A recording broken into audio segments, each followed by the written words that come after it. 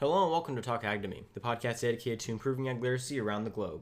I'm your host, Brennan Black, and in today's episode, I interviewed Chad from the 5G consulting company that we talked to over at the World Ag Expo, if you caught that episode. And he talked to us a little bit about the whole dairy consulting and dairy engineering industry as a whole, which was really interesting to listen to because it's a part of agriculture that I think a lot of consumers and even some farmers don't tend to think about as part of the ag industry is, all these different engineering jobs and technology and construction that goes into making the massive farm operations that we see. So it was a really good interview, really good conversation that him and I had, and he brought up some really good points about agriculture that I hadn't thought about before. So I really enjoyed it, and I hope you guys too. And yeah, so make sure you guys check out 5G Consulting. I'm going to put all the links down in the description below. Without further ado, here's the interview. So why don't you start out just by introducing yourself to our audience here? My name is Chad Bird. I'm actually a designer for 5G Consulting. We're an engineering firm here in Reno, Texas. That's northeast Texas, about an hour and 20 minutes northeast of Dallas. We worked over pretty much every continent except for Antarctica. Putting dairies on and, helping the world continue to grow with, dairy innovation, cow management, waste management. We continue to do research and development on new cooling management systems for the cows in order to produce a heavy cow there inside the barn. So pretty much we work on every single facet of the farm from the ground up. I always tell people, what we do is site-specific, meaning that, there's a lot of ideas out there, but that doesn't mean that those ideas always apply to you. Right. So when you're the farmer and you have a herd, you have your own, herd manager, veterinarian, nutritionist. There are certain things that apply to you that wouldn't apply to somebody else. And literally they could be next door to each other. So, what's right for your herd? That's kind of what we do. So that's why our tagline, "We're your dairy engineer," comes from, because, we're there for you, Gotcha. Awesome. So in order to adapt to all the different dairymen and all their different needs, you guys have to have quite a bit of experience in that kind of thing, don't you? Absolutely. So one of the aspects that we bring whenever we go talk to people with our resume is that Joe Gribble, which is the father of Ted and Donald Gribble, is synonymous in the dairy world because he and a few other guys back in the 50s and 60s started developing what was called flush cleaning. Okay. And as a matter of fact, there's a chapter in a book called Patent Pending, where the Supreme Court actually did not allow him to have a patent on his flush system because of some scripture in the Bible, believe it or not. Wow. But he was the original one that one day he and a couple other guys thought, well, hey, let's fill this crate up with water. Let's put it at the end of this lane, and let's see what it does. And so then they put the crate at the end of the lane and took a sledgehammer to the side of it just to see what the water would do, right? Right. And this is, again, back in the 50s. So it's a pretty cool story. I encourage people to go check it out. It's in a book called Patent Pending. But that goes to the fact that, Joe's mind was always innovative, and he loved dairy cows, and then he raised his boys to love dairy cows. Ted went on to get an agricultural engineering degree. Donald got a mechanical engineering degree. And together, they worked together to produce, pretty much a powerhouse of a company. And we, like I say, we're continuing to innovate. We're continuing to take, this collectively over 200 years worth of experience to the next level to help, the industry grow, to help whatever farmer's out there, whether he's in Wisconsin or Saudi Arabia, know that there are options for him, cost-saving options, and that's really where, a lot of our expertise comes in, is we save you from, making a costly mistake, Right. No, exactly. That's awesome.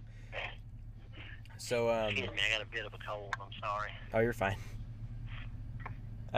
So I would say when the average consumer is thinking of agricultural careers, a lot of them don't tend to think of agriculture engineering or construction services or consulting services or that sort of thing. Do you kind of get a few eyebrows turned whenever you tell someone that you're in this kind of business? Yeah, whenever I talk to people about it, even here at home, where agriculture is still very relevant, and it's not like a big city like Dallas or New York City or anywhere like that. Right. Actually, it's actually one of those deals where people are like, oh wow, okay, cool, and actually there's a dairy right south of us that we were the designers on, called Daisy Farms. And it's kind of like a research facility for their sour cream operations. But that's what I tell people. It was supposed to be a little larger, but the company decided to go a different direction, which is fine.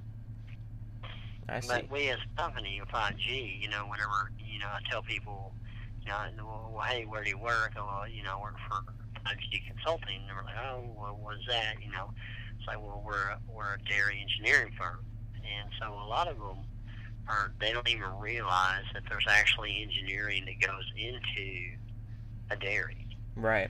So many people take it for granted that there's milk on the shelves, and they don't think about the dairymen, the processors, the truck that got it there, the bottling plants. They just know, hey, well, I got a gallon of milk on the shelf, or I got a block of cheese in the fridge, Yeah, So exactly. most of them are a lot of times very shocked that there's actually engineering that goes into it. So, and the scope of the engineering that we have to do on a brand new site is pretty in depth, because a lot of times we'll get a site that's pretty much just bare land, and we'll have to go in and figure out what slopes we want the barns to be on. We have to figure out what are we going to do with the waste, where will the waste lagoon go, for instance, where does commodity barns go, where do the personnel go, what's the traffic, what's the foot traffic. I mean, it isn't just, oh, hey, we're going to make the cows happy. We also have to manage people too, right? We have to manage traffic flow, we have to manage foot traffic flow, we have to manage feed truck traffic flow, we have to manage tractor traffic. I mean, there's all kinds of parts and moving pieces to a dairy. And so, every bit of that is considered whenever we, 5G Consulting, are working on a dairy. So, okay, I see. Yeah, I'd say a lot of people are pretty surprised that, that a company like ours exists. So. Yeah, no, definitely. I think that there's quite a few people, like you were saying, that don't understand that there's an engineering side to the dairy industry and just to agriculture in general. I mean, most people are pretty blind to that kind of stuff. Yeah, they think a tractor just showed up one day. Yeah, exactly.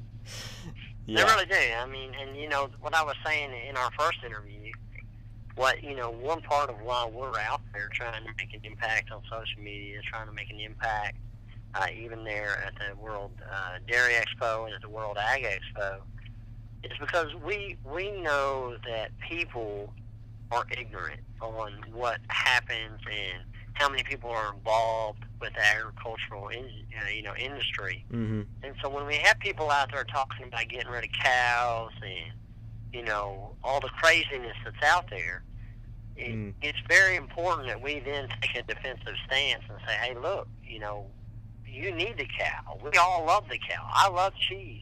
You know what I'm saying? I love cheeseburgers. Yeah, exactly.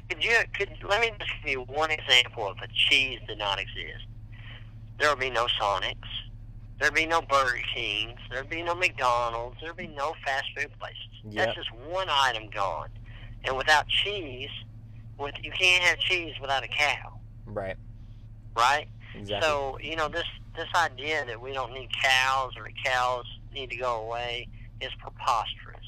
And so, what we need to do, whether you're a farmer or a dairyman, everyone needs to stand up and say that, hey, we need cows.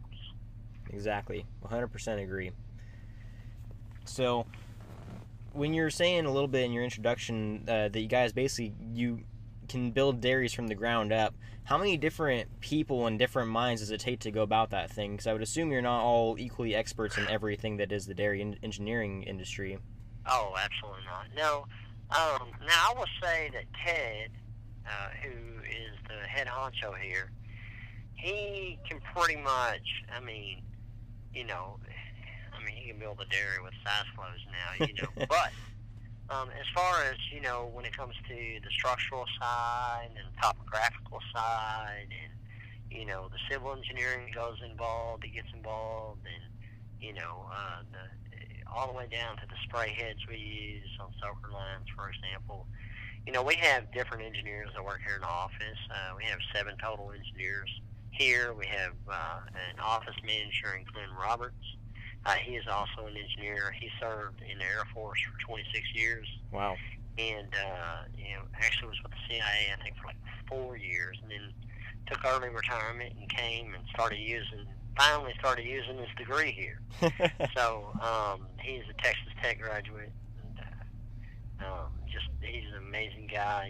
He helps keep the workflow going. Of course, we have, our office administrator with a young girl named Bethany, and then there's our social media and visualizations coordinator with Miss Vicky. And then, of course, there's a whole slew of people in the background, like myself, who constantly working on new design and, trying to innovate. So there's, in total, I think we have 13 employees. Okay. So, everybody has a little part. Yeah.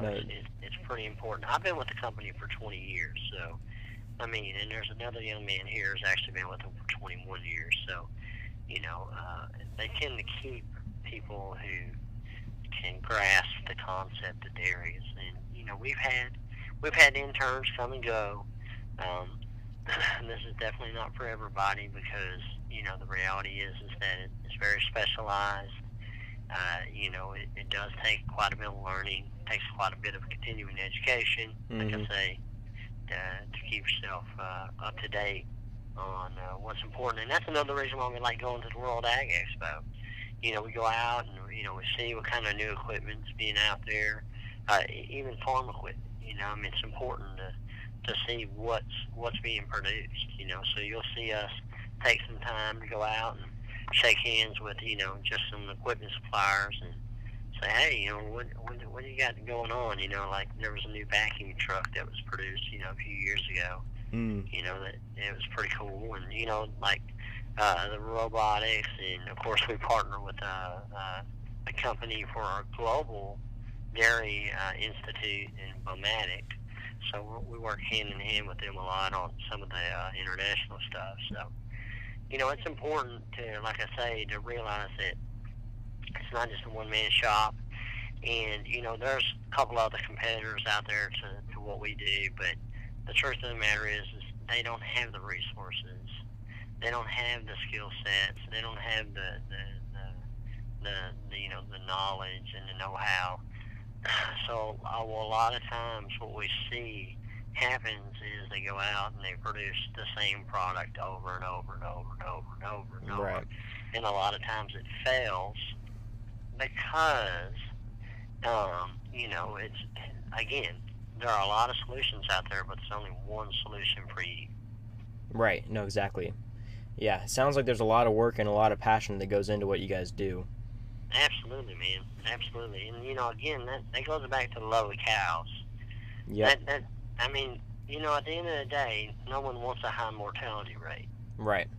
Exactly. At the end of the day, nobody wants to lose, however much money they pay on a heifer, whether it be $1,500 or $250,000, you know what I'm saying? Right. No one wants to lose anybody, especially on this side. So, we think about things, that may not necessarily, come across even to a dairyman when he's thinking, oh, well, hey, I want to expand my dairy. There are several times that, for example, he wants to add new barns to his facility. That's great. And then, what are you going to do with the extra waste? How are the people going to get to the cows? Right. A lot of times, there's so many dairies that we go on, and they finally they get some money. Maybe they went through a hard time, and milk price this and milk price that, but they finally got the courage to go to the bank and say, hey, I need to do this to my farm. And we show up there, and the farm is all what I call hodgepodge. So you got like one system here, and you got another system over here, and the two systems don't even work properly together. Like for example, one barn might be scrape, and one barn might be flush. Those can work together. I'm not saying they can't, but the part where the dairyman did, didn't necessarily work properly. So, we go in a lot of times and with retrofits, and we help them, understand, hey, this is what needs to be done. We can go in here and we can fix it. But, again, a lot of that comes from the fact that we have a massive team. I mean, there's not going to be any other team out there that does what we do, that takes everything into consideration, again, from foliage all the way up to, where the main entry door is. Right, exactly. On the parlor building, so. Yeah, I think that another part that might factor into it, I'm sure you guys deal with this too, is a lot of new dairymen that don't completely understand what they're getting themselves into just yet. They want to try all kinds of new things without really, looking at all the different options and the possibilities, and, they try something and realize it doesn't work, and they just wasted a bunch of money on it, kind of like you were saying. And, it's just kind of, somebody needs to kind of, not necessarily hold their hand, but go in there and say, hey, what you're doing is great, but you could be doing a lot better if you did this instead, And a lot of times, what happens, Mr. Black, is that, we have people out there that are, they go around and they sell an idea.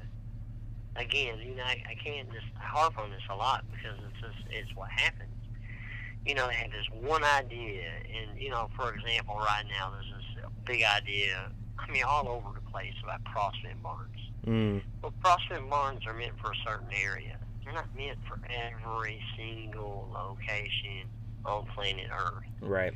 And people see this whole big bank of fans, and they think, oh, that's great. That's going to work for my cows, and then realizing that they're in the wrong kind of environment for that. Yeah. Example. So, like out in California, there's nothing wrong with a naturally ventilated barn. Right. Where you guys are at. For example, that's totally fine out there. You don't need to spend, $2 million on a freestyle barn with a bunch of fans and whatever else, when really you could have spent $250,000 or even $100,000 on a well-designed freestyle barn. Yep. So, that's the deal. You just got guys that are out there gimmicky. I call them the gimmick guys because they don't really know what they're doing. And a lot of times, they'll say they do. They say, oh, we've been building dairies for 30 years. Well, I say you've been building dairies for 30 years the wrong way. Yeah. You might have built the first one the right way, but you've been copying it ever since. Right. Yeah, exactly. Yeah, no, it just takes a lot of planning. Right. That's all there is to it. All this is planning. The Bible says, a king doesn't go to war without first waging the cost. Right. Exactly. That applies to so many aspects of our life. I teach my son that, you got to weigh the cost no matter what it is. You want that new pickup truck? Well, hey man, how many times you gotta cut the lawn? You know what I'm saying? Right. You want 1,000 head of herd, milking. Well, that's great, but what is the true cost to you, and where can you save the money? Yeah, exactly. And that's what we really help out with the most, is helping farmers be efficient, save money, produce a lot of milk, and in all honesty, that would save so many farmers. Like even right now, even when they complain about milk prices, if farmers would just realize, hey, I got a problem, and my problem is that I'm inefficient. Mm-hmm. It would save a lot of dairy meat. Yeah, 100%. Work smarter, not But harder. they just don't want to sometimes. You know, No. you can't. You might be able to lead a horse to water, but you can't make him drink. So. That's right. Exactly. Yep. You just got some stubborn, hard-headed dairymen out there. But we love them. We love them. I mean, That's right. again, they're still producing milk. Yep. I mean, it's very possible that cheeseburger I ate last night is from, you know, some of that cheese might have come from California, you know, so, or who knows, even from New York. Yep. But at the end of the day, what we want is people to be efficient. Right. Because 100%. if they're more efficient, then that actually takes away the argument from some of these people that call for, you know, the destruction of all these cows. Yeah. No, Yeah. exactly. Yeah. So you're talking quite a bit about efficiency. So how have, over the years, you say you've been with this company for a long time, how have you guys kind of maximized your efficiency in building these massive dairies? Well, you know, a lot of that came through systems that we put in place here in the office. Mm. For example, you know, there's not a lot of, there's a lot of communication, but not a lot of cross communication. So Right. in other words, you know, when we have someone that's working with a dairyman, for example, Walterio, which is one of our engineers here, he handles all the Latin American business because, you know, he's very fluent in Spanish, Mm. and he's actually from Chihuahua, Mexico, Okay. and he started a residency with us back 11 or 12 years ago, Mm. and now is a fully licensed engineer as of 3 years ago. Wow. But however, he's grown with the company. So, you know, when he gets a hold of a customer, or we get a hold of a customer, we immediately hook those two together. Okay. For one, Walterio knows what he's talking about. And then number two, you know, as they're communicating to him, he's able to clearly communicate it to the design team Mm. to know exactly what the farmer's wanting. Hmm. So then, you know, another part of being efficient, believe it or not, is face-to-face talking, not just, oh, hey, it's great that, you know, we had a phone call and you're wanting to do a dairy. Yeah, sure, we can do all that. But we'll come down there. We'll see exactly what piece of land you have. We'll see exactly, and then we'll come back and we'll put that in the computer, and, you know, the design team will get on it and see exactly what'll work, what pieces will work, what kind of system. We'll do a little research on what the weather's like, how much rainfall, you know, so forth and so on. And then we'll put, you know, basically a preliminary sketch together, go back to the farmer face-to-face, review all of the drawings, right? Right. And then, you know, come back, go back to the design team, you know, fixes everything that, you know, was wanting to be corrected, and or additions, you know. Yep. And again, you know, there's a lot of communication, but not a lot of cross communication, meaning that, you know, we have a point man for every single project, and that's important because, you know, when the customer's talking to somebody, you know, they don't want to be like, oh, I talked to John one day and I told John this, or, oh, I talked to Chad one day and I told Chad this. No, it's the same person every time, and what makes that great is that, you know, we're able to actually effectively get it done in a very timely manner. And, you know, from other processes that we did in the office, to expound upon on efficiencies, you know, we use AutoCAD for one, and then we have, you know, our interface, our network here at the office, to where everyone's actually able to, you know, work on the same project at the same time. So there's a little bit of technology that we did. And then, you know, another huge aspect is, you know, having a great administrative assistant like our Bethany here at the office, who helps and makes sure that, you know, emails are getting to the right person, that, you know, yeah, sure, maybe they're going to their box, but she, you know, she contacts them and says, hey, you know, did you get the email? So-and-so emailed you. she helps coordinate all of Ted's planning trips and make sure he's there on time and has cars, or, Donald's or Walterios or mine or Glenn's, whoever is going to go meet with a customer. She makes sure, her and her helpers make sure that, we stay on point, and that everybody, again, communication, but not a lot of cross communication. And, if we could point to one thing that helps us the most in the office be efficient, and that is literally just picking up the phone and talking to somebody. Gotcha. That's the most important thing to design team. Right. Is communicating. Because let me give you for example. Let's say that the customer told Ted something, and then Ted didn't tell me, which is not what's going to happen. But if he didn't tell me, well, then here I am. I'm working on the design part of it, and then we give it to the customer, and the customer like, I told Ted this, right? Right. No, but that's what's great about it is that we have daily, weekly, monthly meetings. We go over every project. We just have a great communication channels here at the office. Between the engineers, we're actually in 2 different buildings, actually 3 different buildings, and so communication is absolutely vital to being efficient. And I've actually done some work before with a couple of other engineering firms. I actually worked for Campbell Soup whenever I was going to school. And, one of their problems that I often thought was they didn't communicate very well. Okay. The people down at the plant weren't necessarily talking to the engineering office. So, you had this, so you had one guy, like maybe in maintenance, doing whatever he wanted to do.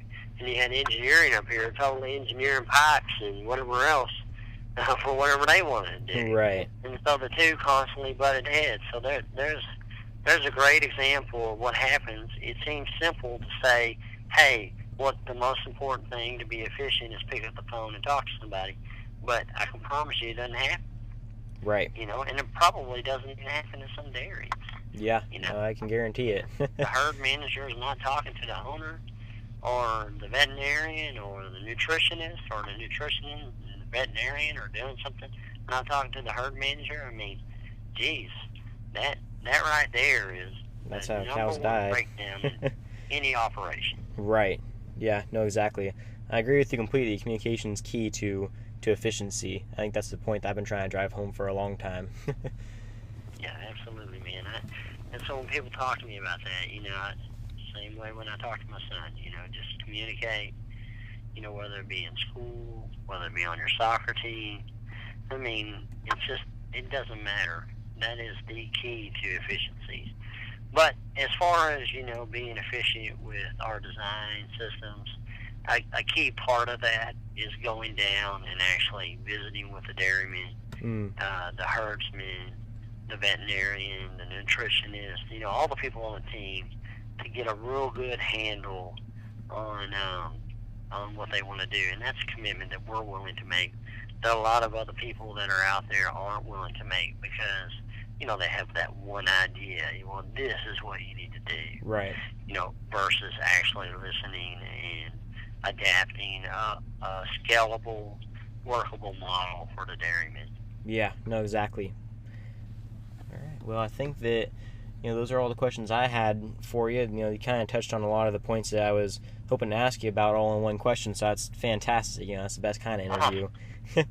So, yeah, I mean, if there's anything else you want to add, then, go for it. Well, man, I'll just add, real quick that, whether whoever's listening out there, whether it be a dairyman, whether it be just a kid that's trying to figure out what they want to do with their life, the most important thing is that, they just be, full of integrity and honesty. And, I think as a company, that's one thing that we've always stood on is our honesty and our integrity. And, sometimes it comes and, a dairyman wants to do a certain thing and we tell them, hey, that's not going to work properly. You don't want to do that. And our honesty and integrity costs us a job. But, man, we'd much rather that happen than, be a part of a project that was just a complete failure. Yeah.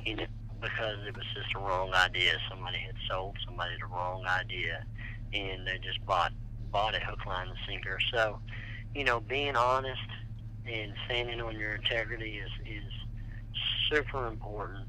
And, just know that we as a company are always out there, if they're, someone that's listening, we're always out there looking for people that are interested in agricultural engineering.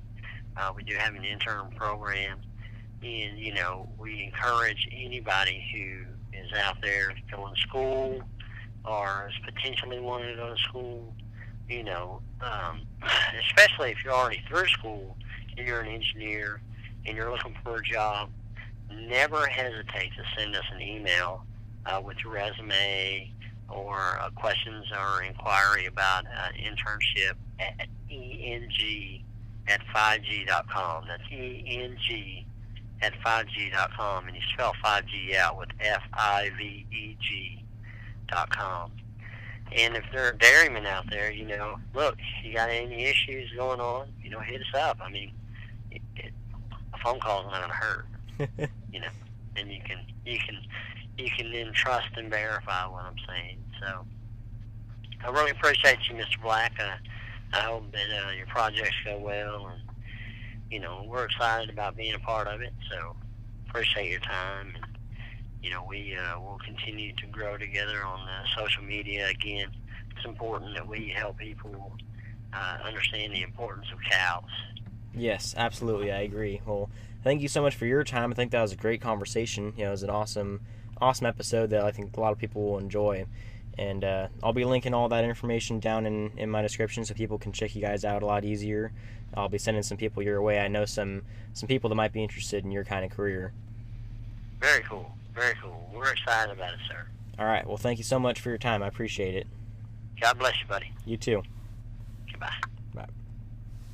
So there you have it, guys. That was the interview with Chad. Like I said, it was just a fantastic conversation, and he brought up some really good points that I'm really glad he talked about. And, there are things that are going on in agriculture that you tend not to think of from a consumer level or even from a basic farmer level for some people. So it's just, some of those types of things that we're really trying to address here and bring light to. So the whole idea of a dairy engineering company is something that's very unique to a lot of people, and that's why I wanted to do an episode on it and really bring you guys some good information on what goes on in that lifestyle. So I really hope you guys enjoyed. I really enjoyed talking to Chad, and I look forward to working with them in the future, getting some more information on them and listening to everything Chad has to say about the agriculture industry. He's got some great tips and some great information, and it's just some great things to talk about. So I really hope we get another interview with him at some point in the future. But I think that's it for this episode. I hope you guys enjoyed, and I hope you guys are paying attention and tuning into all the episodes. It really means a lot to me that I get all the support that I get. So make sure you guys, like, subscribe, comment, share, do whatever you're going to do. Just make sure you get the word out there and continue the conversation. I cannot stress that enough. It's important that we keep talking to people about what's going on, because if we don't, someone else is going to, and we're not going to like what they have to say about it. So keep having that conversation, keep sharing, keep communicating, keep spreading the word. So that's all I have for you guys today. Thank you so much for tuning in. Catch you next week. And don't forget, if you ate today, thank a farmer.